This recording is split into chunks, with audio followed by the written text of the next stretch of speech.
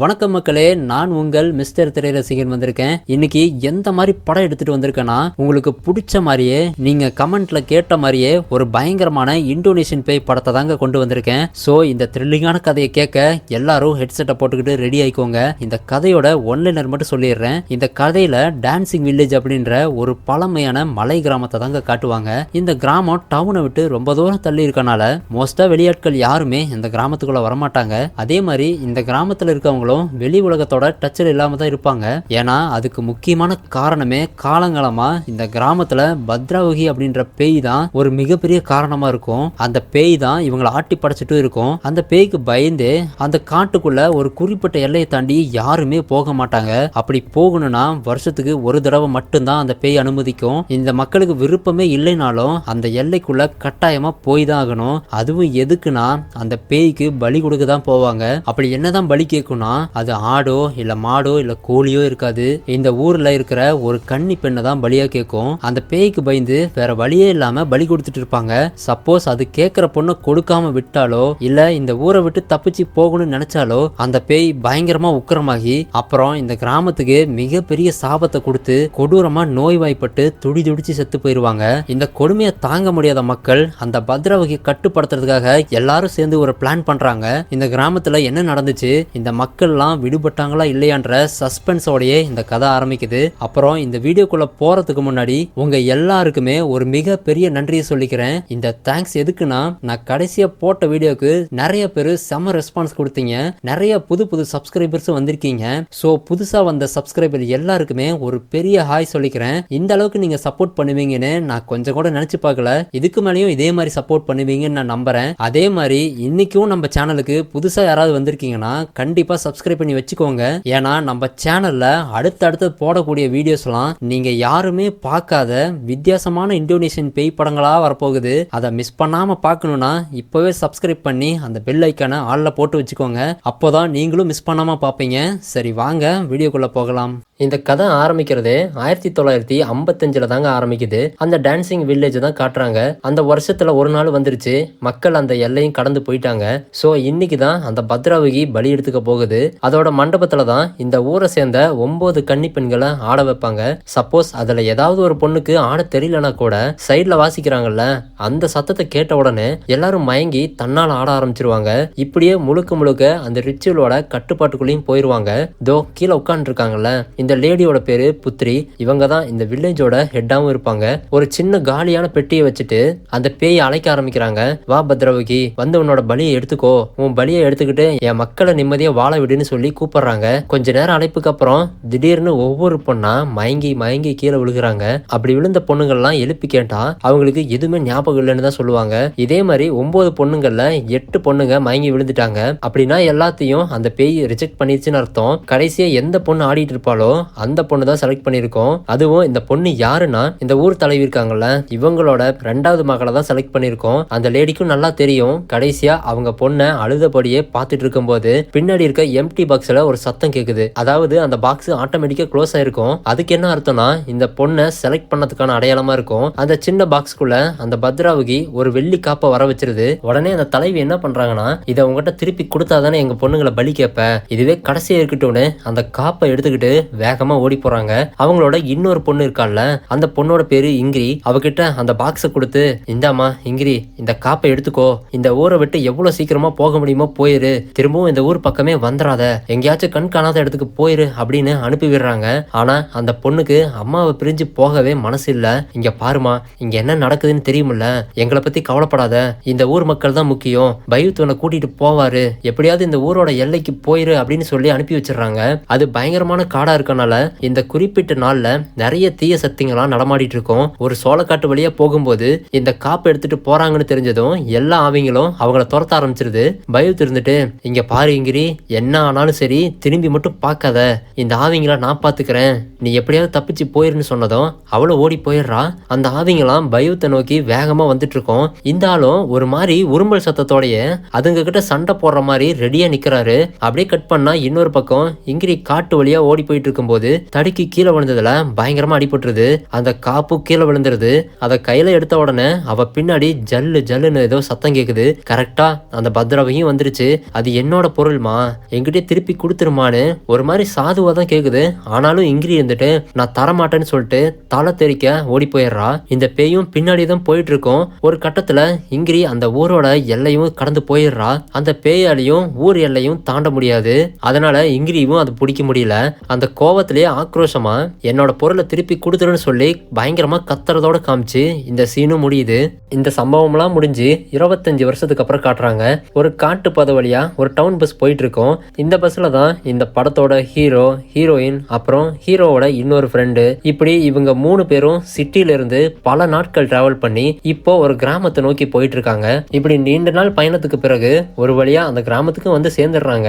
இந்த கிராமத்துல இந்த ஃப்ரெண்டுக்காரனுக்கு தெரிஞ்ச ஒரு பழைய ஃப்ரெண்டு இருப்பான் போல. சோ அவனை தேடி தான் வந்திருப்பாங்க. ஒரு வழியா அவனையும் தேடி கண்டுபிடிச்சிட்டாங்க. ஹீரோவும் அவன் ஃப்ரெண்டும் அவன்கிட்ட பேசிட்டு இருக்கும்போது இந்த கேப்ல ஹீரோயின் என்ன பண்றானா, பக்கத்துல இருக்கிற மார்க்கெட் கடைகளை சுத்தி பார்க்கலான்னு உள்ள கிளம்பிடுறா. அப்படியே ஒவ்வொரு கடைகளா பார்த்துட்டே போயிட்டு இருக்கும்போது ஒரு குறிப்பிட்ட இடத்துல மட்டும் யாரோ எதையோ வெட்டிட்டு இருக்க மாதிரி பலமா சத்தம் கேக்குது. அந்த திசையிலையும் பாக்குறா. ஆனா அந்த இடம் ஆள் நடமாட்டமே இல்லாத இடம் மாதிரி தெரியுது. இருந்தாலும் அந்த சத்தத்தை கேட்ட ஆர்வத்துல அந்த சத்தத்தை கேட்டு அந்த இடத்த நெருங்க இவளுக்கு தலைக்குள்ள ஏதோ ஒண்ணு பண்ணுது. இருந்தாலும் அதெல்லாம் பொருட்படுத்தாம அந்த இடத்துக்கு போய் பாக்குறா. யாரோ ஒரு வயசான லேடி ரத்த கிளறியோட ஆட்டுக்கறியை வெட்டிக்கிட்டு பேசுறாங்க. வேணாம் குழந்தை, அந்த இடத்துக்கு போகாத, அந்த இடத்துக்கு போகாதன்னு ஒரு மாதிரி ஆக்ரோஷமான குரல்ல பேசுது. அந்த லேடி உருவத்தை நமக்கு காட்ட மாட்டாங்க. ஆனா ஹீரோயின் அந்த உருவத்தை பார்த்து அப்படியே அரண்டு போயிடுறா. அதே சமயம் ஹீரோவும் ஃப்ரெண்டும் ஹீரோயினை காணோன்னு தேடி வந்துடுறாங்க. உன்னை எங்கெல்லாம் தேடுறது, இங்க என்ன பண்ற, அங்க என்னத்த பாத்துட்டு இருக்கேன்னு கேட்டதும் டக்குன்னு அந்த உருவமும் மறைஞ்சு போயிருது. இப்போ யாரு கண்ணுக்குமே தெரியல. ஹீரோயினுக்கும் என்ன பதில் சொல்றதுன்னு தெரியல. அப்புறம் அதே ஆளை திரும்பவும் மீட் பண்றாங்க. அவனோட பேரு ஜிட்டோ. அவன்கிட்ட ஒரு டிராயிங்க கொடுத்து, இங்க பாரு ஜிட்டோ, நாங்க ஒரு கிராமத்தை தேடி வந்திருக்கோம். ஆனா அந்த கிராமத்தோட பேரு அது எங்க இருக்கு அதெல்லாம் எதுவுமே தெரியாது. எங்க கிட்ட இந்த டிராயிங் மட்டும்தான் இருக்கு.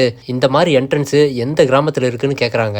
அந்த ஜிட்டோவும் அதை பார்த்துட்டு, இங்க சுத்தி இருக்கிற கிராமத்துல முக்கால்வாசி இப்படிதான்ப்பா என்ட்ரன்ஸ் இருக்கு, இப்படி மொட்டையை காமிச்சா எனக்கு எப்படி தெரியும். அதுக்கு ஹீரோவும், ஜிட்டோ எங்களுக்கு புரியுது, நாங்க உன்னை நம்பிதான் வந்திருக்கோம். எங்க குடும்பத்துல ஒரு சில பிரச்சனை போயிட்டு இருக்கு, நாங்க கண்டிப்பா அந்த வில்லேஜுக்கு போயே ஆகணும், நல்லா யோசிச்சு பாருன்னு ஹீரோவும் ரொம்ப ரிக்வஸ்டா கேக்குறான். ஜிட்டோவும் ஒவ்வொரு பேப்பரா எடுத்து பார்க்கும்போது முதல்ல பார்த்தோம்ல அந்த பத்ராவுகி பேய், அதோட பிக்சரும் ஒரு டிராயிங்கா இருக்கும். அதை பார்த்துட்டு, ஆமா இந்த பிக்சர்ல இருக்கிறது ஒரு டான்ஸரான்னு கேக்குறான். அதுக்கு ஹீரோயினும், ஆமா அப்படிதான் நினைக்கிறேன்னு சொல்றா. அப்படி சொல்லுங்க, இப்போதான்ப்பா ஞாபகம் வருது, அந்த கிராமத்தோட பேரு டான்சிங் வில்லேஜ்னு சொல்லுவாங்க. அந்த கிராமத்துல இருந்து நிறைய டான்சர்ஸ் எல்லாம் வருவாங்க. இங்க திருவிழா நடந்தா கூட அவங்களா தான்ப்பா வந்து ஆடுவாங்க. அந்த கிராமத்துக்கு தான் நீங்க போகணும்னு நினைக்கிறீங்களா அப்படின்னு கேக்குறான். ஆமா ஜிட்டோ, நீ தான் ஹெல்ப் பண்ணும், எப்படியாவது எங்களை கூட்டிட்டு போறியா. ஐயோ அந்த கிராமத்துக்கா, அது ரொம்ப தூரத்துல இருக்கு, அதுவும் காட்டுக்கு நடுவுல இருக்கு அப்படின்னு ஒரு மாதிரி மழுப்புறான். ஹீரோக்கும் ஒண்ணு புரியுது. ஆள் பார்க்க காமெடி பீஸ் மாதிரி இருந்தாலும் பயபல காசுக்கு எதிர்பார்க்கறான்னு புரிஞ்சுக்கிறான். அவன்கிட்ட காசை நீட்டின உடனே, அட எவ்வளவு தூரமா இருந்தா என்னப்பா, நான் உங்களை கூட்டிட்டு போறேன்னு உடனே ஓகே சொல்லிடுறான். ஆனாலும் இந்த காசெல்லாம் பத்தாதுன்னு திரும்பவும் கேட்கறான். சரி சரி புரியுது, மீதி காசை ரிட்டர்ன் வரும்போது கொடுத்துட்றோம் அப்படின்னு சொல்லி அவன்கிட்ட டீல் பேசிக்கிறாங்க.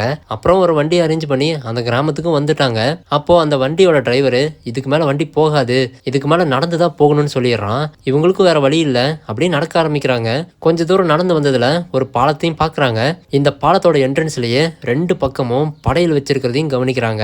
அதெல்லாம் பெருசா எடுத்துக்காம அப்படியே காட்டுக்குள்ள நடந்து போயிட்டு இருக்கும்போது ஹீரோயினுக்கு ஏதோ வினோதமா சத்தம் கேக்குது. அந்த சத்தம் கேட்ட உடனே அதே இடத்துல நின்னுறா. என்ன ஆச்சுன்னு ஹீரோவும் கேக்குறான். ஏதோ கோவில் மணி அடிக்கிற மாதிரி சத்தம் கேக்குது, உங்களுக்கு அந்த சத்தம் கேட்கலையான்னு ஹீரோயினும் கேக்குறா. ஆனா இவளை தவிர அந்த சத்தம் யாருக்குமே கேட்கலன்னு தான் சொல்லுவாங்க.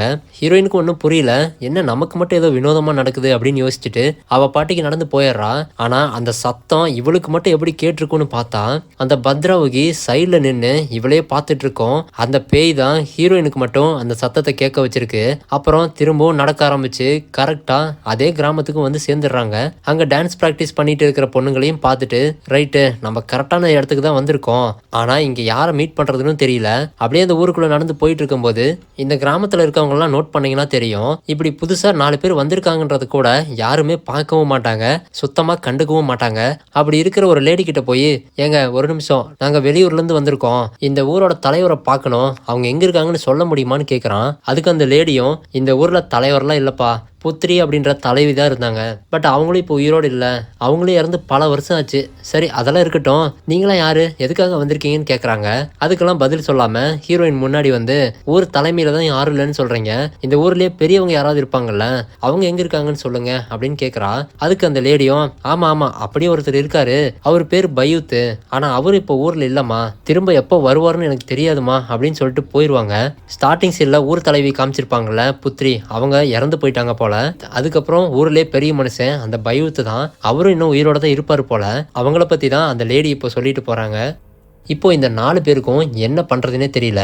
ஏற்கனவே ரொம்ப தூரம் டிராவல் பண்ணிட்டோம், வந்த வண்டியும் திரும்ப அனுப்பிட்டோம், அப்படியே நடந்து போனாலும் இருட்டாயிடும், காட்டுக்குள்ளேயும் போக முடியாது, நமக்கு வேற வழியே இல்லை. அந்த பயூத்துன்னு சொன்னாங்கல்ல, அவர் வர வரைக்கும் இங்கே வெயிட் பண்ணலாம், அப்படியே லேட் ஆனாலும் இதே ஊர்லேயே ஸ்டே பண்ணிடலான்னு முடிவு பண்றாங்க. அதே லேடி கிட்ட திரும்பவும் போய் இங்க ஸ்டே பண்றதுக்கு ஏதாவது இடம் இருக்குமான்னு கேட்டா ஒரு இடம் இருக்குன்னு அவங்களும் கூட்டிட்டு போய் விடுறாங்க. இந்த ஷெட்ல காவல்காரங்களாம் தங்குவாங்க, ஒரு பிரச்சனை இல்லை, நீங்க எல்லாரும் இங்கே ஸ்டே பண்ணிக்கோங்கன்னு சொல்லிட்டு திரும்பவும் கிளம்பிடுறாங்க. பாக்குறதுக்கு பழைய செட்டு மாதிரி இருந்தாலும் ஆம்பளை பசங்க தங்கிப்பாங்க. ஆனா ஹீரோயினுக்கு கம்ஃபர்டபுளா இருக்காதுல்ல. ஹீரோவும் என்ன பண்றதுன்னு யோசிக்கும் போதுதான் அந்த ஷெட்டுக்கு பக்கத்திலேயே இன்னொரு பொண்ணு வீட்டுக்கு வெளியில இருக்கிறத பாக்குறான். அவ ஏதோ வேலை செஞ்சுட்டு இருப்பா போல. அந்த பொண்ணோட பேரு ரத்தி. இந்த பொண்ணும் இந்த படத்தோட மெயின் கேரக்டர் தான். ரத்தி கிட்ட வந்து நாங்க இந்த மாதிரி பயூத்தை பார்க்கலான்னு வந்தோம், அவர் எப்போ வருவாருன்னு தெரியல, எங்க கூட ஒரு பொண்ணு வந்திருக்கா, அவ என்னோட கசின் தான், இன்னைக்கு ஒரு நாள் மட்டும் உங்க வீட்டுல தங்க வச்சுக்க முடியுமான்னு கேக்குறான். அந்த ரத்தியும் ஐயோ எங்க வீட்லயா, அதுவும் தங்கணுமான்னு ஒரு மாதிரி தயக்கமா பதில் சொல்ல, ப்ளீஸ் ரத்தி முடியாதுன்னு மட்டும் சொல்லிடாதீங்க, நான் வேணா உங்களுக்கு பணம் தரேன்னு காசை வெளியே எடுக்கிறான். ஆனா இவளும் அதெல்லாம் வேணாங்க, நீங்க அவங்கள அனுப்புங்க, நான் ஸ்டே பண்ண வச்சுக்கிறேன்னு சொல்லிடுறா. ஹீரோக்கும் ரொம்ப சந்தோஷமாயிடுது. உடனே ஹீரோயினை கூட்டிட்டு வந்து ரத்தி கூட வெட்டுறான். அந்த ரத்தின்ற பொண்ணு ஹீரோயின் கிட்ட ரொம்ப ஜென்யூனாவும் பேசுறா. வீட்டுக்குள்ள கூட்டிட்டு வந்து சுத்தியும் காட்டுறா. அவ ரொம்ப சாஃப்டா நடந்துக்கிறத பார்த்து ஹீரோயினுக்கு பிடிச்சு போயிருது. அப்படி அந்த வீட்டுல இருக்கிற பொருட்கள் எல்லாம் பார்த்துட்டு இருக்கும்போது ஹீரோயின் ஒரு போட்டோவை பாக்குறா. அந்த போட்டோல 2 பொண்ணுங்க இருப்பாங்க. அதுல இருக்கிற பொண்ணுங்களை நல்லா கவனிச்சிங்கன்னா தெரியும், இந்த ஊர் தலைவி புத்திரியோட பொண்ணு தான் இவங்க. அதுல ஒரு பொண்ணு பலி கொடுத்துட்டாங்க, இன்னொரு பொண்ணு ஊரை விட்டு ஓடி போயிட்டாள்ல. ஆனா அவங்க போட்டோ இந்த வீட்டுக்குள்ள எப்படி வந்துச்சுன்னு தான் தெரியல. அப்புறம் ரத்ரி பொண்ணும் அவளோட பெட்ரூம்லயே ஹீரோயினை தூங்கிக்க சொல்றா. ஹீரோயினுக்கு கொஞ்சம் சங்கடமா தான் இருக்கும். பரவாயில்ல இங்கேயே தூங்கிக்கோங்க, என் அம்மாவும் பக்கத்து ரூம்ல தான் இருக்காங்க, ஆனா உடம்பு சரியில்லாம இருக்காங்க, அதுக்காக தான் உங்களை வீட்டுக்குள்ள வரதுக்கு தயக்கப்பட்டேன், அதனால நீங்க அந்த ரூம் பக்கம் போக வேணாம், ஏதாவது சத்தம் போட்டாங்கன்னா என்கிட்ட சொல்லுங்கன்னு சொல்லிட்டு இருக்கா. அதே சமயம் வீட்டுக்கு வெளியே நம்ம பசங்க ஷெட்ல தூங்கிட்டு இருப்பாங்க. ஹீரோ மட்டும் செவத்துல சாஞ்சு தூங்கிட்டு இருக்கும்போது அவனுக்கு பின்னாடி ஒரு 10-15 பேரு இடுப்புல கருப்பு துணி கட்டிட்டு ஒரு மாதிரி தினசா நடந்து போறாங்க. அப்படி அவங்க நடந்து போக போக தெருவில் இருக்கிற விளக்கெல்லாம் தன்னால அணையுது. ஹீரோ கிட்ட இருந்த விளக்கும் அணைஞ்சிருது. அந்த ஃபுல் இருட்டுல எல்லாரும் கிராஸ் பண்ணி போயிட்டாங்க. அப்புறம் தான் விளக்கு அணைஞ்சது ஹீரோக்கு தெரிய வருது. இவன் அந்த விளக்க உலுக்கி உலுக்கி எரிய வைக்க ட்ரை பண்ணிட்டு இருக்கும்போது அந்த கூட்டத்துல கடைசியா வந்த ஒருத்தன் இவனை பார்த்துடுறான். பார்த்துட்டு போயிடுவான்னு நினைச்சா அதாங்க இல்ல, ஹீரோவை பார்த்து ஸ்ட்ரெயிட்டா நடந்து வந்துட்டு இருக்கான். அவன் வர தோரணையை பார்த்தாலே நமக்கே பயமா இருக்கும். கரெக்டா ஹீரோவும் விளக்க பத்த வச்ச உடனே அந்த வெளிச்சம் வந்த உடனே அந்த ஆள் மறைஞ்சு போயிடுறான். ஆனா ஹீரோ இதெல்லாம் சுத்தமா கவனிக்கல, அப்படியே அசந்து தூங்கிடுறான். இதே நடு ராத்திரியில வீட்டுக்குள்ள இருக்க ஹீரோயினை தான் காட்டுறாங்க. ரத்ரி கூட தூங்கிட்டு இருப்பா. அப்போன்னு பார்த்து தண்ணி தாகம் எடுத்து தூக்கமும் கலைஞ்சிருது. வாட்டர் பாட்டில்லையும் தண்ணி இல்ல. அதனால வெளியே வந்து டைனிங் டேபிள்ல இருக்க தண்ணி குடிச்சிட்டு இருக்கும்போது இந்த ரத்ரியோட அம்மா ரூம் ஓப்பன்ல இருக்கும். அந்த ரூமுக்குள்ள அழகான பாட்டு சத்தமும் கேட்கும். என்னது இந்த அர்த்த ராத்திரியில பாட்டு பாடிட்டு இருக்காங்க, உடம்பு சரியில்லாதவங்க எப்படி பாட்டு பாட முடியும்னு நினைச்சிட்டு எட்டி பார்த்தா அந்த அம்மா உடம்பு முடியாம படுக்கையில தான் படுத்துக்கிட்டு இருப்பாங்க. ஆனா எதையோ பார்த்து பயந்த மாதிரி ஒரு மாதிரி அணத்திட்டு இருப்பாங்க. ஹீரோயினும் ஒன்னும் புரியாம தான் பார்த்துக்கிட்டு இருப்பா. அப்போன்னு பார்த்து இங்கேயுமே விளக்கெல்லாம் தன்னால அணைஞ்சு போயிருது. கதவு இப்போ ஆட்டோமேட்டிக்கா ஓப்பன் ஆகுது. ஜல்லு ஜல்லுன்னு சத்தம் கேக்குது. மெதுவா திரும்பி பார்த்தா அந்த பத்ரவகி தான் அந்த ரூமோட மூலையில நின்னு பாட்டு பாடிட்டு இருக்குது. ஹீரோயினை பார்த்து நீ வந்துட்டியா குழந்தை, உனக்காக தான் இத்தனை வருஷமா காத்துட்டு இருக்கேன்னு சொன்னதும் ஹீரோயின் அப்படியே அரண்டு போயிடுறா. அந்த பேயை பார்த்ததும் கையும் ஓடல காலும் ஓடல. அந்த பேய் அப்படி சொல்லிட்டு டக்குன்னு கதவை சாத்தி விட்டுருது. அப்படி டம்முன்னு சாத்தினதுல இவனு ஜர்க்காகி பின்னாடி போயிடுறா. இப்போ விளக்கும் ஆட்டோமேட்டிக்கா எரிய ஆரம்பிக்குது. இதெல்லாம் பார்த்து பயத்துல ஓடி போய் ரூமுக்குள்ளேயே பூந்துக்கிறா. அப்படியே சீனை கட் பண்ணா காலையில விடிஞ்சிருது. ரத்தி ரத்ரி அவசர அவசரமா சமையல் செஞ்சு அவ அம்மாக்காக எடுத்துட்டு போயிட்டு இருக்கா. அப்போ ஹீரோயின் வந்து, ஆமா உங்க அம்மாக்கு என்ன ஆச்சு, உடம்புல என்ன பிரச்சனைன்னு கேக்குறா. ரத்ரியும் பதில் சொல்ல முடியாம தயங்கிட்டு இருக்கா. அதே நேரம் அவ அம்மாவும் ஏதோ சத்தம் போடுறாங்க. ரத்ரி வேகமா கதவை திறந்து உள்ள போயிடுறா. பின்னாடியே ஹீரோயின் வந்து பாக்குறா. அந்த அம்மாக்கு கை காலெல்லாம் ஒரு மாதிரி இழுத்துக்கிட்டு கண்ணெல்லாம் செவந்து போய் முகத்துல அங்கங்க தீக்காயம் மாதிரி ஏற்பட்டிருக்கும். அது மட்டும் இல்லாம அவங்க வாயில பொல பொலன்னு ரத்தம் வந்து எடுத்துக்கிட்டு இருப்பாங்க. அதை பார்த்த ஹீரோயினுக்கு தலையே சுத்துற மாதிரி ஆயிடுது. ஒரு ஓரமா போய் உட்காந்துக்கிறா. அப்புறம் ரத்ரி வெளியே வந்த பிறகுதான் கேக்குறா, உன் அம்மாக்கு எப்படி இந்த மாதிரி ஆச்சுன்னு கேட்டா. ரத்ரிக்கும் என்ன சொல்றதுன்னு தெரியல, பதிலே சொல்ல மாட்டேன்றா. ப்ளீஸ் ரத்ரி பதில் சொல்லு, என்னோட அம்மாவும் இதே நிலைமையில தான் இருக்காங்க, இவங்களுக்கு என்ன ஆகுதோ அதே மாதிரிதான் என் அம்மாவுக்கும் ஆகுது, தினம் தினம் உயிருக்கு போராடிட்டு இருக்காங்கன்னு சொன்னதும் அப்படியே சீன் கட் ஆகி ஒரு பிளாஷ்பேக்கு போகுது. அங்க நம்ம ஹீரோயின் வீட்டுல தான் காட்டுறாங்க. அவ அம்மாக்கு ஏதேதோ வைத்தியம் பண்ணி பார்த்திருக்காங்க போல. ஆனா டாக்டராலேயே இவங்களுக்கு என்ன பிரச்சனை, இது எந்த விதமான நோய் அப்படின்னு கண்டுபிடிக்கவே முடியலன்னு சொல்லியிருப்பாங்க. அதனாலதான் ஹீரோவோட அம்மா என்ன பண்றாங்கன்னா, இவங்களுக்கு யாராவது பிளாக் மேஜிக் மாதிரி பண்ணாலும் பண்ணியிருப்பாங்க, அந்த டவுட்ல தான் இவரை கூட்டிட்டு வந்திருக்கேன், இவர் சரியா பார்த்து சொல்லுவாருன்னு ஹீரோயின்ட்ட சொல்றாங்க. அவரு வேற யாரும் இல்ல, அவரு ஒரு மந்திரவாதி தான். அவரும் ஏதேதோ மந்திரம்லாம் பண்ணி ஆட்டோமேட்டிக்கா பேப்பர்ல கிறுக்க ஆரம்பிக்கிறாரு. அப்படி கிறுக்கின டிராயிங் பேப்பர்ல தான் அந்த வில்லேஜோட என்ட்ரன்ஸ் இருக்கும், அந்த பத்ரவகியோட பிக்சரும் இருக்கும். அதை பார்த்துட்டு தான் என் அம்மாக்கு என்ன ஆச்சுன்னு கேட்கறா. உன் அம்மா கிட்ட ஒரு பொருள் இருக்கு, அது அந்த அலமாரிக்குள்ளதான் இருக்குன்னு சொன்னதும் ஹீரோயினும் கதவை திறந்து பார்த்தா அந்த வெள்ளி காப்போட பாக்ஸ் தான் இருக்கும். இதை பார்த்த உடனே உங்களுக்கும் புரிஞ்சிருக்கும் ஹீரோயின் யாரு, இவ எதுக்காக இப்போ இந்த வில்லேஜுக்கு வந்திருக்கான்றத எல்லாரும் ஓரளவுக்கு புரிஞ்சிருப்பீங்க.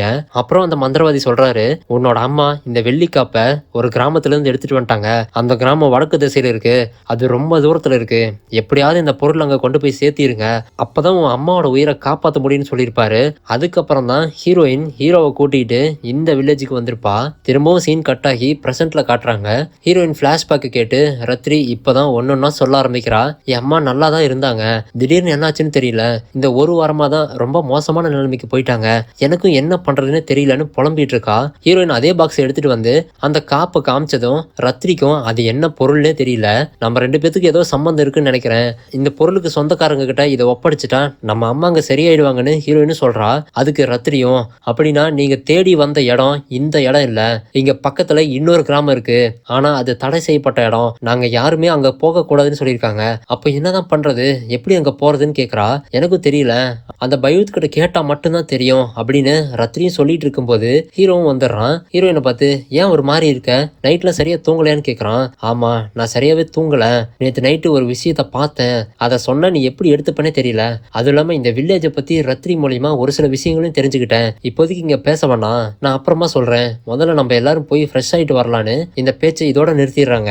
அதுக்கப்புறம் எல்லாரும் குளிக்கவும் கிளம்பிடுறாங்க. ரத்தி தான் வழிகாட்டுறா, எங்க கிராமத்தை பொறுத்த வரைக்கும் ஆண்கள் எல்லாரும் இந்த நதியில தான் குளிப்பாங்க, அதனால நீங்களும் அங்கேயே போய்க்கோங்கன்னு அவங்கள மட்டும் அனுப்பிட்டு ஹீரோயினை மட்டும் பெண்கள் குளிக்கிற இடத்துக்கு கூட்டிட்டு போறா. அந்த இடமே வித்தியாசமாவும் இருக்கு, இந்த இடத்துல இப்படி ஒரு அழகான இடமான்னு ஹீரோயினும் ஆச்சரியமா கேக்குறா. ஏன்னா அந்த இடத்துல ஸ்விம்மிங் பூல் மாதிரி செட்டப்ல இருக்கும். அந்த காலத்துல கோவில்ல டான்ஸ் ஆடுறவங்களாம் ஆடுறதுக்கு முன்னாடி இந்த இடத்துல வந்து தான் குளிச்சுட்டு போவாங்க, எங்க பெரியவங்களாம் சொல்லியிருக்காங்க. ஆனா அதெல்லாம் இப்போ மாறி போச்சு, நாங்க தான் இப்போ யூஸ் பண்ணிட்டு பராமரிச்சிட்டு இருக்கோம், இப்படி ஓப்பனா இருக்குதுன்னு நினைக்காத, இங்க பாத்ரூம் கூட இருக்கு, நீ அதுக்குள்ளேயே போய்க்கலாம்னு சொல்லிடுறா. ரெண்டு பேரும் ஆளுக்கு ஒரு பாத்ரூம்ல குளிக்க ஆரம்பிக்கிறாங்க. என்னதான் ஹீரோயினுக்கு ஆச்சரியமா இருந்தாலும் நேத்து நைட்டு பார்த்த காட்சிய அவளால மறக்கவே முடியல. அந்த நினைப்பாவே குளிச்சிட்டு இருக்கும்போது பக்கத்துல தானே ரத்தியும் குளிச்சிட்டு இருப்பா. அவ பாத்ரூம்குள்ள இருந்து அதே பாட்டு சத்தம் கேக்குது. என்னடா அது, அதே பாட்டு இங்கேயும் கேக்குதுன்னு பார்த்தா அந்த ரத்திக்கும் அதே சவுண்டு தான் கேக்குது போல.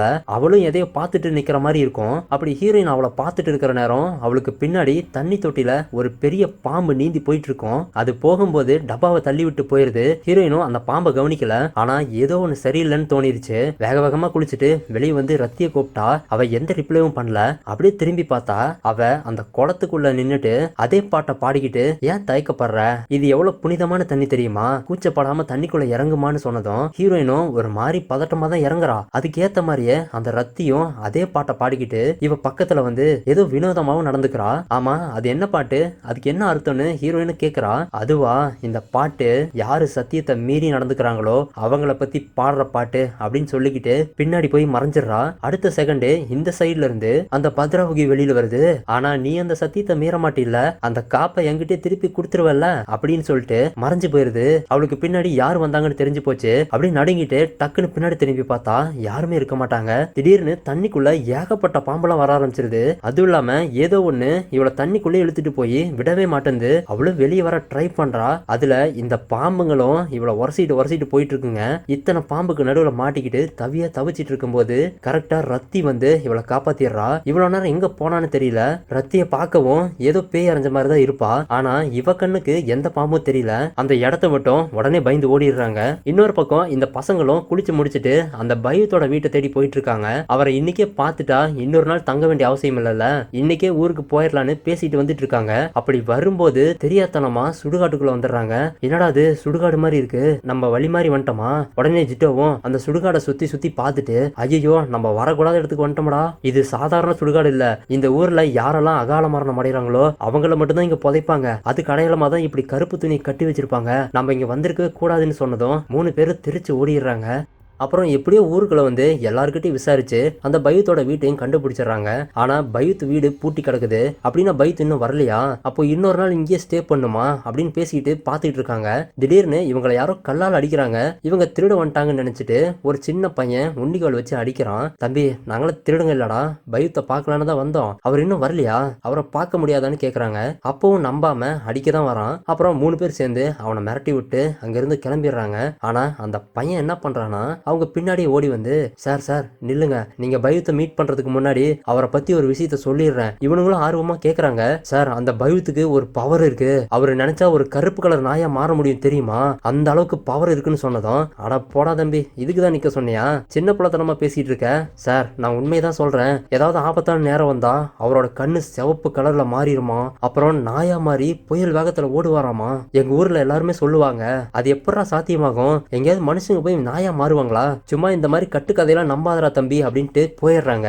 ரத்தியோட வீட்டுக்கு வந்துடுறாங்க. ஹீரோயினும் அந்த குளிக்கிற இடத்துல என்னெல்லாம் நடந்துச்சோ அது எல்லாத்தையுமே சொல்றா. மத்தவங்க யாருமே நம்ப மாட்டேன்றாங்க. ஹீரோ மட்டும்தான் அவ சொல்றத நம்புறான். ஆனா ஜிட்டோவும் அட என்னமா நீ என்னமோ குளத்துல பாம்பு வந்துச்சுன்ற, ஏதோ பேய் வந்துச்சுன்ற, இதே மாதிரி தான் நாங்களும் ஒரு பையனை பார்த்தோம், அவனும் இப்படித்தான் ஏதோ கட்டுக்கதை சொல்லி எங்களை பயமுறுத்த பார்த்தான், இந்த கிராமத்துல இருக்கிறவங்களாம் ஒரு டைப்பா தான் இருக்காங்கன்னு சொல்லிட்டு இருக்கும்போது ரத்தியும் உள்ள வந்துடுறா. இவங்க பேசுறதெல்லாம் கேட்டுருச்சு போல. பையத்து வர வரைக்கும் வெயிட் பண்ண வேணாம், நீங்க ஊருக்கு சீக்கிரமா போகணும்னா பேசாம நீங்களே அந்த காப்பை சேர வேண்டிய இடத்துல சேர்த்திடலாம்ல அப்படின்னு சொன்னதும் அதுக்கு யாருமே பதில் சொல்லல. அப்படியே கட் பண்ணா நைட் ஆயிருது. பசங்களாம் சாப்பிட்டு தூங்க போயிடுறாங்க. ஹீரோயினும் அவ அம்மா போட்டோவை பார்த்துட்டு அவங்கள நினைச்சு கவலைப்பட்டுட்டு இருக்கா. அப்போ ரத்தி என்ன பண்றானா, ஹீரோயினோட பேக் எடுக்க ட்ரை பண்ணிருப்பா போல, அது தவறுதலா கீழே விழுந்திருக்கும். அந்த சத்தத்தை கேட்டு ஹீரோயினும் பாத்துடுறா. எதுக்காக என் பேக் எடுக்கிற, இல்ல நான் தான் தெரியாம கீழே போட்டேன்னு சமாளிக்கிற மாதிரி பேசுறா. அதே சமயம் தூரத்துல எங்கேயோ மோளம் கொட்டுற மாதிரி சத்தமும் கேக்குது. அது என்ன சத்தம், உனக்கு அது கேக்குதா? ஆமா எனக்கும் கேக்குதுன்னு பதட்டத்தோட சொல்றா. பக்கத்துல இன்னொரு கிராமம் இருக்குன்னு சொன்னல, அங்கிருந்து தான் வருது, நீ விருப்பப்பட்டா நான் உன்னை கூட்டிட்டு போறேன் வரியான்னு கூப்பிடுறா. ஹீரோயினும் சரி வரேன்னு சொல்லி அந்த காப்பையும் எடுத்துக்கிட்டு 2 பேரும் அந்த கிராமத்துக்குள்ள நுழைறாங்க. அந்த மோள சத்தத்தை கேட்கறதுக்கு பயமா இருந்தாலும் அந்த பயத்தோடைய இருட்டான காட்டுக்குள்ள போயிட்டு இருக்கும்போது அந்த கிராமத்தோட எல்லைக்குள்ள காலை வச்ச உடனே அந்த இடம் ஃபுல்லா சிகப்பு வெளிச்சமாயிருது. அந்த பத்ரவகியோட இடத்தையும் பாத்துறாங்க. அதை நோக்கியும் போறாங்க. அப்படியே சீனை கட் பண்ணி அடுத்த நாள் காலையில தான் காட்டுறாங்க. நம்ம பசங்க எப்பவும் போல ரத்தி வீட்டுக்கு வந்து ஹீரோயினை கூப்பிடுறாங்க. யாருமே வெளியே வரவும் மாட்டாங்க. கதவும் ஓப்பன்ல தான் இருக்கும். அந்த வெள்ளிக்காப்போட பாக்ஸ் ஓப்பன்ல இருக்கிறத ஹீரோவும் பாத்துறான். நம்ம கிட்ட சொல்லாம எங்க போயிருப்பாங்க அப்படின்னு பேசிட்டு இருக்கும்போது ரத்தியோட அம்மா வழக்கம் போல சத்தம் போடுறாங்க. ஏன்னா ரத்தி இவங்களுக்கு சாப்பாடு கொடுக்குற டைம் ஆச்சுல்ல. ஜிட்டோவும் கதை ஓபன் பண்றான். இப்போதானே இந்த அம்மாவை பாக்குறாங்க. அவங்களோட நிலைமையை பார்த்து பயந்து போய் வீட்டை விட்டு வெளியே வந்துடுறாங்க. ரொம்ப நேரம் வெயிட் பண்றாங்க. அவங்க இன்னும் வீட்டுக்கு வந்த பாடு இல்ல. பேசாம நம்மளே தேடி பார்க்கலாமா அப்படின்னு ஒவ்வொரு இடமா தேட ஆரம்பிக்கிறாங்க. திரும்பவும் சீன் கட் ஆகி முன்னாடி நாள் ராத்திரிக்கு போகுது. அவங்க 2 பேரும் அந்த கோவில் மண்டபத்துக்குள்ள போயிடுறாங்க. நம்ம ஆல்ரெடி பார்த்தோம்ல 10-15 பேர் கருப்பு துணி கட்டிக்கிட்டு போனாங்களே, அவங்க எல்லாரும் தான் இவங்க. பார்க்கவே வினோதமா டான்ஸ் ஆடிக்கிட்டு அந்த பக்கமா போங்கன்னு வழி காட்டுறாங்க. அங்கதான் அந்த பத்ராவகியும் டான்ஸ் ஆடிக்கிட்டு இருக்கும். 2 பொண்ணுங்களுக்கும் உச்சக்கட்ட பயமா இருக்கும். அந்த பத்ராவகி இவங்களை பார்த்துட்டு வாங்க வாங்க உங்களுக்காக தான் காத்துக்கிட்டு இருந்தேன், பரவாயில்லையே ரத்தி, நான் சொன்ன மாதிரியே இவளை கூட்டிட்டு வந்துட்டேன்னு சொல்லுது. ஹீரோயினும் ஷாக் ஆயிடுறா. அப்படியே ஹீரோயினை சுத்தி மோந்து பார்த்துட்டு அட அட உன் மேல நல்ல வாசனை அடிக்குதே, உன்னை எனக்கு ரொம்ப பிடிச்சிருக்க, உன்னை எதுக்காக வர வச்சேன் தெரியுமா, நீ கையில வச்சிருக்கே ஒரு பொருள், அது எனக்கு சொந்தமானது தான், அதை என்கிட்டயே கொடுத்துருன்னு கேக்குது. உடனே ஹீரோயினும் கேக்குறா, நான் இதை கொடுத்துறேன், இதை கொடுத்துட்டா என் அம்மா குணமாயிருவாங்களான்னு கேக்குறா. அதுக்கு எதுவுமே பதில் சொல்லாம அந்த காப்பை வாங்கி கையில போட்டுக்கிட்டு, உன் வீட்டுக்கு ஒரு மந்திரவாதி வந்தானே, இந்த காப்பை திருப்பி கொடுக்க சொன்னானே, அதெல்லாம் அவன் சொன்னான்னு நினைச்சியா, நான் தான் அவனை அப்படி சொல்ல வச்சு உன்னை இங்க வர வச்சேன் அப்படின்னு சொன்னதும் இந்த பத்ராவுகி என்னை சூழ்ச்சி பண்ணி தான் இங்க வர வச்சிருக்குன்னு ஹீரோயின் புரிஞ்சுக்கிறா. இப்படி அப்பாவி குழந்தையே இருக்கியே, இதனாலேயே எனக்கு உன்னை இன்னமும் ரொம்ப பிடிச்சிருக்கு, உன்னை இந்த இடத்துலயே வச்சுக்கலான்னு பாக்குறேன் அப்படின்னு சொல்லிட்டு ரத்தி கிட்ட திரும்பி, பரவாயில்லையே ரத்தி, உன்னோட வேலையை சரியா செஞ்சு முடிச்சிட்டியே. ஆமா, நீங்க சொன்ன மாதிரி நான் செஞ்சுட்டேன்ல, இப்ப என்னோட அம்மாவும் குணமாயிருவாங்களான்னு இவளும் கேக்குறா. உன்னோட அம்மாவா? போ வீட்டுக்கு போய் உன்னோட அம்மாவை பாருன்னு சொல்லுது. அதே நேரம் நம்ம பசங்களாம் இந்த பொண்ணுங்களை பொழுது சாயிற வரைக்கும் தேடிட்டு தான் இருப்பாங்க. இந்த சீன் மட்டும் கொஞ்சம் குழப்பற மாதிரி தான் இருக்கும். ஆனா அடுத்த சீன்ல உங்களுக்கு என்ன நடக்குதுன்னு புரிஞ்சிடும். இப்படியே தேடிட்டு இருக்கும்போது கொஞ்ச தூரத்துல நிறைய பேர் உட்காந்து சாப்பிட்டு இருக்க மாதிரி பாக்குறாங்க. அவங்க பக்கத்துல போய் விசாரிக்கலாம்னு போனா அந்த கருப்பு துணி கட்டின ஆளுங்க தான் இருப்பாங்க. ஐயா, என்னோட கசினை தேடிட்டு இருக்கோம், காலையில இருந்து அவளை காணோம், பாக்குறதுக்கு கொஞ்சம் உயரமா இருப்பா, எங்கேயாவது பாத்தீங்களான்னு கேட்டா எங்களுக்கு தெரியாதுன்னு சொல்றாங்க. ஆனா எல்லாருமே இந்த 3 பேத்தையும் வினோதமா பார்த்துட்டு இருக்காங்க. இந்த ஜிட்டோ பையன் சும்மா இல்லாம அவங்க கிட்ட கேட்காம அவங்க சாப்பாடு எடுத்து சாப்பிட்டு இருப்பான். டேய் ஒழுங்கா வந்துடுடா, எல்லாரும் ஒரு மாதிரி பாக்குறாங்கன்னு சொல்லி அவனை இழுத்துட்டு போனா, தம்பி ஒரு நிமிஷம் நில்லுங்கப்பா, நீங்க ரொம்ப தூரத்துல இருந்து வந்திருப்பீங்க போல, நம்பிக்கையோட தேடுங்க, உன் கசின் கிடைச்சிருவா, இந்த சாப்பாடு எடுத்துக்கோங்கன்னு கொடுக்குறாரு. ஹீரோவும் யோசிக்கிறான். அட ஏன்பா யோசிக்கிற, கொடுத்தா வாங்கிக்கப்பான்னு சொல்லி ஜிட்டோவும் வாங்கிட்டு ஓடிடுறான். சரி நாங்க போயிட்டு வரேன்னு சொல்லிட்டு கிளம்பிடுறாங்க. திடீர்னு மழை வர மாதிரி ஆயிடுது. சீக்கிரமா வீட்டுக்கு போயிடலான்னு ஓடவும் ஆரம்பிக்கிறாங்க. இன்னொரு பக்கம் அதே கோவில்ல இருந்து சீன் கண்டினியூ ஆகுது. அந்த பேய் தான் ரத்தியோட அம்மாவை போய் பார்க்க சொல்லிருச்சுல்ல, அதனால அந்த காட்டை விட்டு வேகமா ஓடி போயிட்டு இருக்கும்போது ஹீரோயினும் இங்க என்னதான் நடக்குது, நீ எதுக்காக என்ன கூட்டிட்டு போன, அந்த லேடி யாருன்னு கேக்குறா. அப்படியே மூச்சு வாங்கினபடியே ரத்தியும் சொல்றா, இப்ப பார்த்தோம்ல அவ மனுஷியே கிடையாது தெரியுமா, இந்த கிராமத்தையே ஆட்டி படைக்கிற பிசாசு, அவ பேரு தான் பத்ராவுகி, எனக்கு ஒரு ப்ராமிஸ் பண்ணா அப்படின்னு சொன்னதும் இங்கிருந்து இன்னொரு பிளாஷ்பேக்கை காட்டுறாங்க. நம்ம 2 பேரும் அந்த குளத்துக்கு குளிக்க போனோம்ல, அப்போ நான் குளிச்சுட்டு இருக்கும்போது எனக்கு பின்னாடி அந்த பத்ராவுகி வந்தா, என்ன பயமுடுத்துனா, உன் அம்மா உடம்பு சரியில்லாம இருக்காங்களா, அவங்கள நான் சரி பண்றேன், அதுக்கு கைமாற நீ எனக்கு ஒரு உதவி செய்யணும்னு சொல்லிட்டு மறைஞ்சிட்டா. ஆக்சுவலா இவங்க 2 பேத்தையும் ஒரே டைம்ல பயமுறுத்தி இருக்கா. அப்போ அவங்களுக்கு தெரியல, ஆனா இப்போ புரிஞ்சுக்கிறாங்க. வேகமா வீட்டுக்கு வந்து பார்த்தா ரத்தியோட அம்மா குணமே ஆகல, அதை விட மோசமான நிலைமைக்கு போய் இப்போ உயிருக்கு போராடிட்டு இருக்காங்க. அவ கதறி கதறி அழறத பார்த்துட்டு, போதுண்டா சாமி, இதுக்கு மேல இந்த இடத்துல இருக்கவே கூடாது, நம்ம உடனே கிளம்பி ஆகணும்னு பேக்கெல்லாம் பேக் பண்ணிட்டு ரத்தி இதை சொல்லாம கூட கிளம்பிடுறா. ஏன்னா இவ அம்மாவுக்கு என்ன ஆச்சுன்னு தெரியணும்ல. அந்த கொற்ற மலையில அவ பாட்டிக்கு பேக மாட்டிட்டு போயிட்டு இருக்கும்போது கரெக்டான நேரத்துல ஹீரோவும் ஃப்ரெண்ட்ஸும் இவளை பாத்துடுறாங்க. உன்னை எங்கெல்லாம் தேடுறது, இந்த மலையில எங்க போயிட்டு இருக்கேன்னு சொல்லி அவளை திரும்பவும் ரத்தியோட வீட்டுக்கு கூட்டிட்டு போயிடுறாங்க. அப்பவும் ஹீரோயின் அடம் பிடிக்கிறா, என்னை விடுங்க, என் அம்மாவை உடனே பார்க்கணும்னு சொல்றா. ஹீரோ அவளை போக விடாம முதல்ல பொறுமையா இரு, அங்க என்ன நடந்துச்சு அது என்கிட்ட சொல்லு அப்படின்னு கேக்குறான். நான் அந்த பொருளை ரிட்டர்ன் பண்ணிட்டேன், அது சேர வேண்டிய இடத்துல சேர்ந்துருச்சு, ஆனா அப்பவும் எனக்கு தப்பாவே தோணிட்டு இருக்கு, அதான் உடனே போகணும்னு சொல்றேன். அதுக்கு ஜிட்டோவும், அதெல்லாம் சரிம்மா, அந்த பொருளை கொடுத்துட்டு வரதுக்கு உனக்கு ஒரு நாள் தேவைப்பட்டுச்சா, இந்த நாள் முழுக்க உன்னை எங்கெல்லாம் தேடணும் தெரியுமா. ஹீரோயினை திருன்னு முடிக்கிறா. அதுக்கு வாய்ப்பே இல்லையே, நான் கொஞ்ச நேரத்துக்கு முன்னாடி தானே போனேன், ஆனா எல்லாரும் நாள் ஃபுல்லா தேடினதா சொல்றீங்க அப்படின்னு கேக்குறா. இப்போதான் நமக்கும் புரிய வருது, ரத்தியும் ஹீரோயினும் எப்போ பத்ராவகியோட கிராமத்துக்குள்ள போனாங்களோ அப்போல இருந்து ஒரு கால சூழல்ல டிராப் ஆயிருக்காங்க. அதாவது வேற ஒரு டைமென்ஷன்ல இருந்திருப்பாங்க. அதனாலதான் நேத்து ராத்திரி போனவங்க இன்னைக்கு ராத்திரி திரும்பி வந்திருப்பாங்க. இடையில ஒரு நாளே கடந்து போயிருச்சுன்னு அவங்களுக்கு தெரியவே இல்லை. திடீர்னு அதே ரூமுக்குள்ள பயங்கரமா ஸ்மெல் அடிக்குது. அது அந்த சாப்பாடு பார்சல் கொடுத்தாங்கல்ல, அதுல இருந்து தான் வருது. ஓபன் பண்ணி பார்த்தா ஒரு சின்ன குரங்கு சொத சொதன்னு ரத்தத்தோட புழு பூத்து கிடக்குது. அந்த அருவருப்பான ஸ்மெல்ல தாங்கவே முடியல. அந்த பேய்ங்களாம் இதைத்தான் அவங்களுக்கு சாப்பிட கொடுத்துருக்கு. ஸ்மெல்லு தாங்க முடியல. அப்படின்னா இதை கொடுத்தது மனுஷங்களே இல்லையா, எதுக்கடா வாங்கணும்னு ஜிட்டோவை போட்டு திட்டுறாங்க. ஆனா என்ன பண்றது, இந்த அர்த்த ராத்திரியில இப்படி கொற்ற மலையில இந்த காட்டு வழியா போகவும் முடியாதுல்ல, வேற வழியே இல்லாம இங்கே ரெஸ்ட் எடுக்கவும் செய்யறாங்க. ரத்தியோட அம்மாவும் கொஞ்சம் நார்மலா இருக்காங்க போல. ஹீரோயினுக்கும் அவ அம்மா ஞாபகமாவே இருக்கும். அவங்க கூட இருக்க மாதிரியே கனவுல வராங்க. நிஜமாவே பக்கத்துல இருக்காங்கன்னு நினைச்சு கண் முடிச்சிடறா. ஏன்னா எக்ஸாக்டா அவ அம்மாவோட வாய்ஸும் கேக்குது. ஹீரோயின் பேரை சொல்லி கூப்பிடுறாங்க. அதுவும் யாருன்னா ரத்தியோட அம்மா தான் கூப்பிட்டு இருக்காங்க. இவ்வளவு நேரம் படுக்கையில இருந்தவங்க எப்படி இங்க வந்தாங்கன்னு தெரியல. டக்குன்னு இவ பக்கத்துல வந்து கையை பிடிச்சுக்கிட்டு, வேணாமா என்னை காப்பாத்த முயற்சி பண்ணாதீங்க, அதெல்லாம் முடியாத காரியம், எனக்கு நேரம் இல்ல, நான் சொல்ல வந்ததை சீக்கிரம் சொல்லிடுறேன், எந்த காரணத்து கொண்டும் அந்த பத்ராவகியோட பொருளை மட்டும் திருப்பி கொடுத்துறாதீங்க, அந்த பிசாசை நம்பாதீங்க, சீக்கிரமா அந்த ஊரை விட்டு போயிருன்னு கதறாங்க. ஏன் இவ்வளவு பயந்த மாதிரி பேசுறாங்கன்னா, அந்த பத்ராவகி இப்போ இங்க வந்துருச்சு. ஜல்லு ஜல்லுன்னு சத்தம் கேக்குது. பின்னாடி வந்து கையை இழுத்து பிடிச்சிட்டு அப்படியே கழுத்தை பிடிச்சு தூக்கி கீழே போட்டுருது. ஹீரோயினும் அலறி கத்தனதுல எல்லாரும் முடிச்சிடுறாங்க. ரத்தியும் வந்துடுறா. அம்மா கிட்ட போக ட்ரை பண்றா. அந்த பத்ராவகி என்ன பண்ணுதுன்னா அவங்க உடம்புக்குள்ள புகுந்து, குழந்தைங்களா நான் யாருன்னு தெரியுது இல்ல, உன் அம்மாங்க 2 பேரும் என்னோட உலகத்துல என் கட்டுப்பாட்டுல இருக்காங்க, இருக்காங்க, அவங்களுக்கு ஒன்றும் ஆகக்கூடாதுன்னா உடனே அந்த சடங்கை நடத்தி எனக்கு ஒரு கன்னி பெண்ணை கொடுங்க, இல்லைனா நான் என்ன பண்ணுவேன்னு இந்த ஊருக்கே தெரியும் அப்படின்னு சொல்லிட்டு உடம்ப விட்டு போயிருது. ஆனா போகும்போது அமைதியா போகாம இந்த அம்மாவோட உடம்ப கட்டுப்படுத்தி அவங்க கையாலேயே தோலை பிச்சு எடுக்க வச்சுட்டு பயங்கரமா துன்புறுத்திட்டு போயிருது. இங்க இருக்க யாராலையும் எதுவுமே பண்ண முடியல. அதே சமயம் கரெக்டா அந்த பயூத்தும் வந்துடுறாரு. ஒரு வழியா ஊருக்கு வந்து சேர்ந்துட்டாரு போல. கதவை உடைச்சிட்டு உள்ள வந்தவர் இந்த கொடுமையை பார்த்துட்டு அவரே கதி கலங்கி போயிடுறாரு. இதுக்கப்புறம் தான் பயூத்து இது வரைக்கும் யாருக்குமே தெரியாத ரகசியத்தை சொல்ல ஆரம்பிக்கிறாரு. இந்த கதையோட சுவாரஸ்யமே இங்க தான் ஆரம்பிக்குது. இவ்வளவு நேரம் புரியாதவங்களுக்கு இப்போ தெளிவா புரிஞ்சிடும். ஸோ கவனமா கேளுங்க. ஆக்சுவலா ஹீரோயினுக்கே தெரியாத விஷயம் என்னன்னா, இந்த கிராமத்தோட தலைவி புத்திரி இருக்காங்கல்ல, அவங்க தான் இவளோட பாட்டி அப்படின்றது இப்போதான் தெரிய வருது. அந்த புத்திரிக்கு 2 பொண்ணுங்க இருப்பாங்க. அதுல மொத பொண்ணு தான் ஹீரோயினோட அம்மா. 2வது பொண்ணை அப்பவே பலி கொடுத்துட்டாங்கன்னு நினைச்சோம். ஆனா உண்மையாவே அந்த பொண்ணு பலியாகல. அவளுக்கு பதிலா வேற ஒரு பொண்ணை பலியா எடுத்துக்கிச்சு. அப்படின்னா ஹீரோயின் அம்மாவோட தங்கச்சி தான் ரத்தியோட அம்மா. அதனாலதான் 2 அம்மாவும் ஒரே மாதிரி பாதிக்கப்பட்டிருப்பாங்க. அப்படியே 25 வருஷத்துக்கு முன்னாடி காட்டுறாங்க.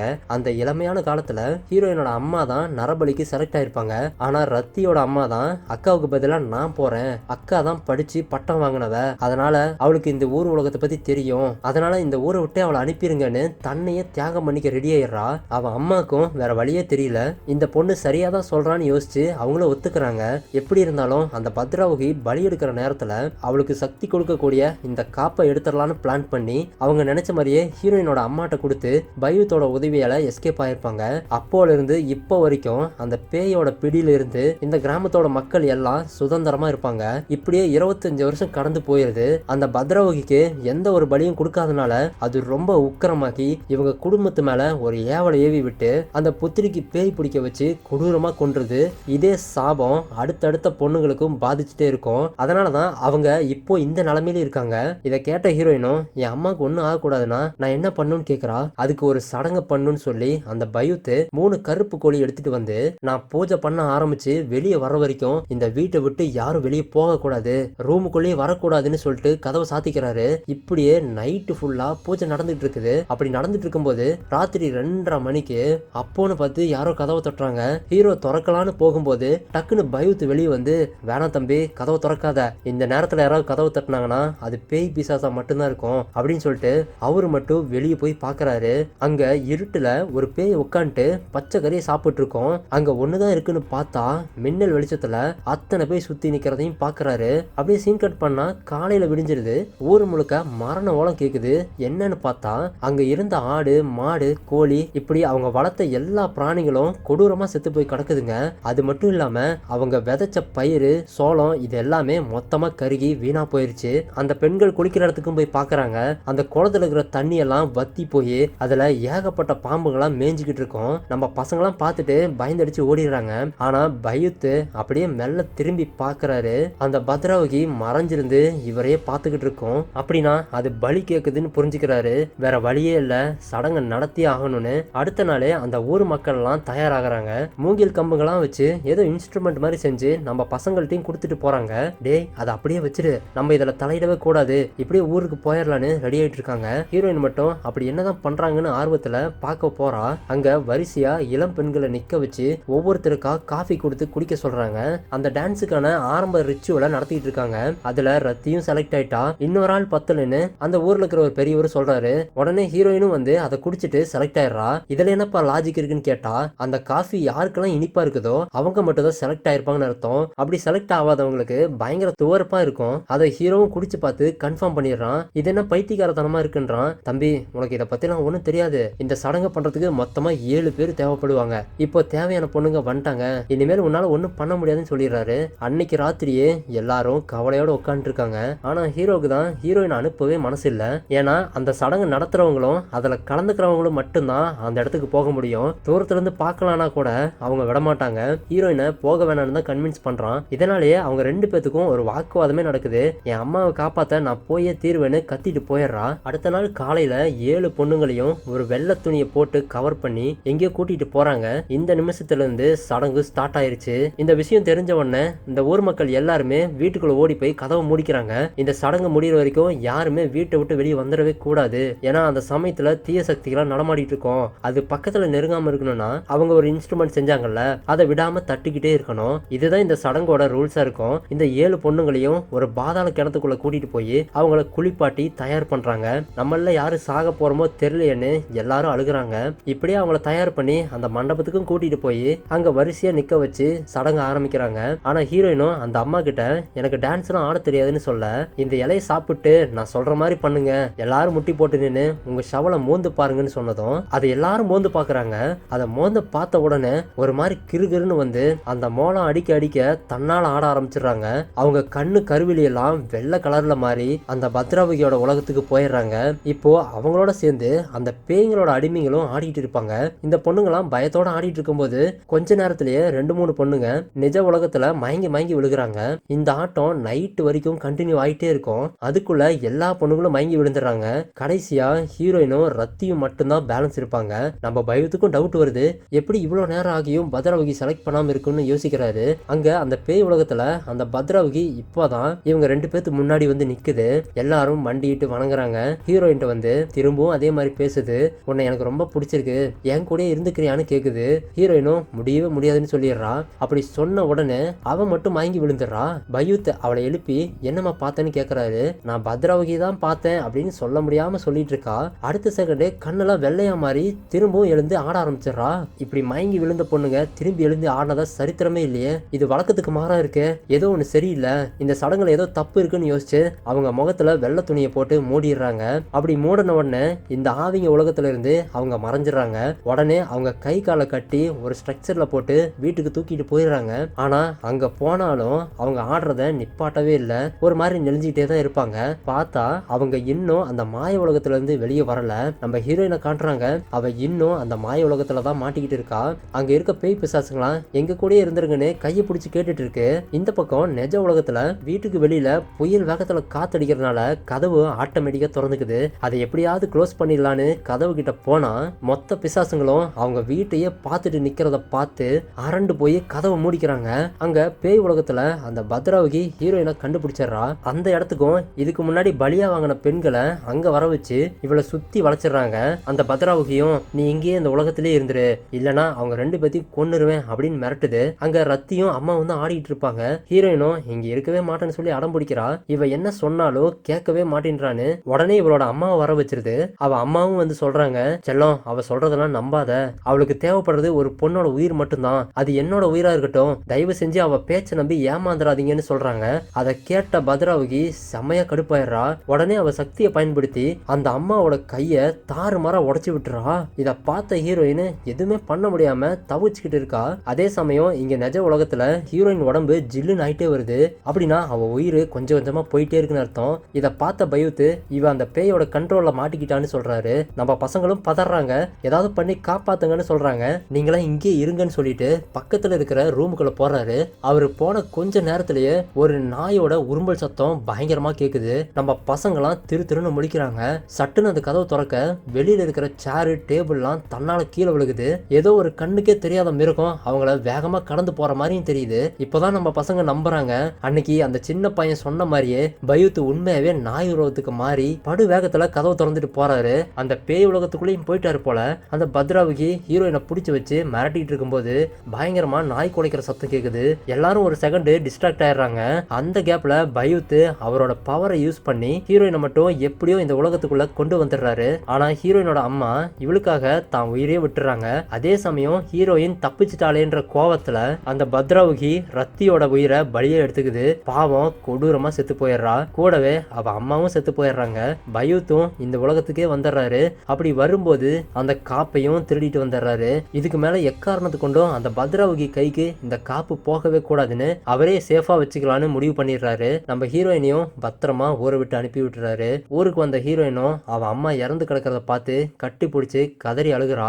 அதே சமயம் கிராமத்துல ரத்தியவும் அவரோட அம்மாவையும் அந்த ஊரோட சுடுகாட்டுல குழி தோண்டி புதைச்சிடுறாங்க. இனிமேல் இந்த கிராமத்துல எந்த உயிரும் போக கூடாதுன்னு ஒரு சபதம் எடுக்கிறாரு. இதோட இந்த படமும் முடியுது. இன்னைக்கு பார்த்த இந்தோனேஷியன் பேய் படம் உங்களுக்கு பிடிச்சிருந்தா மறக்காம இந்த வீடியோக்கு ஒரு லைக்கை போட்டுருங்க. அடுத்த வீடியோல ஒரு பயங்கரமான பேய் படத்தோட வரப்போறேன். சோ அதை மிஸ் பண்ணாம பார்க்கணும்னா இப்பவே சப்ஸ்கிரைப் பண்ணி வச்சுக்கோங்க. கூடவே அந்த பெல் ஐக்கானி கிளிக்கி ஆல்ல போட்டுக்கோங்க. மீண்டும் உங்களை அடுத்த வீடியோல சந்திக்கிறேன். until stay tuned, bye bye.